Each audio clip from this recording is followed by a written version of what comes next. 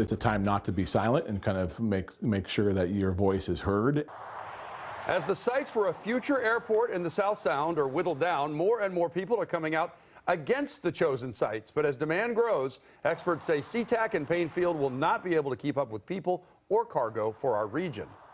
So thanks for joining us for the News at 10, and good evening. I'm David Rose. And I'm Jamie Tompkins. People in the South Sound are concerned. They are afraid that they might be forced from their homes, or at the very least see some big changes to their neighborhoods.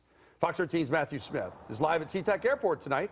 Matt, how far ahead are we looking here? Why the strong concern now?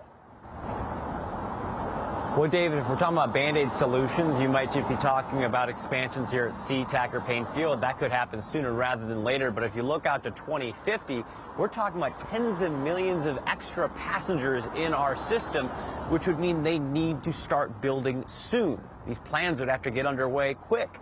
And the thing is, that's just people. We're also talking air cargo, all the goods that need to come into Puget Sound. That's why the legislature tapped a group to whittle down these sites. And while they are talking about 3 different sites now in the South Sound, there's one major problem. Talk to the people in those areas, none of them seem to actually want this airport. Pulling up to SeaTac Airport on just about any day, you're greeted by a symphony of roller bags, rushing people, and traffic. Far different vibe than the sounds I'm getting inside Jeremy Faust's Left Foot Farm store. This is my business, this is my home, this is my retirement, this is everything. The state tapped the Commercial Aviation Coordinating Commission to locate the best spot for a future airport.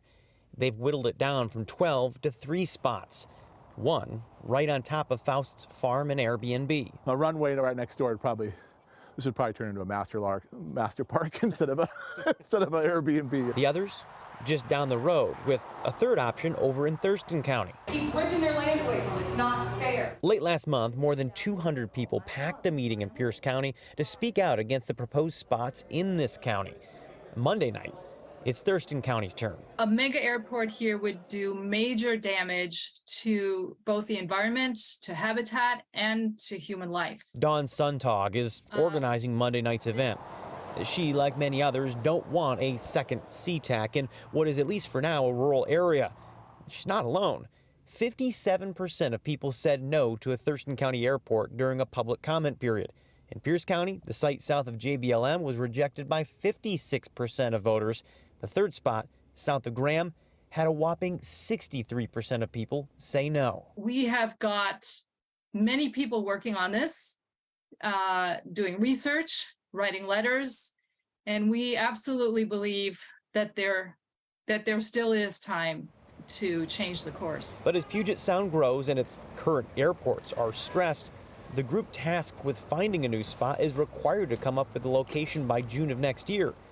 So as the sun drops, Faust tells me it's not a time to panic, but a time to get involved. I'm not going to tie myself to my barn and let the goats attack the excavator. It's a time not to be silent and kind of make sure that your voice is heard.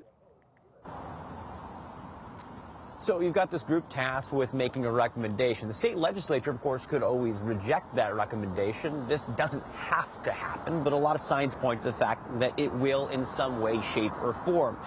This is a reality for some people. They're wondering if there's going to be airplanes flying directly overhead or if it could force them from their homes in the near future. And that's just the human impact. There's also environmental impacts that a lot of people are digging into and want to know more about. That information is still pending out there.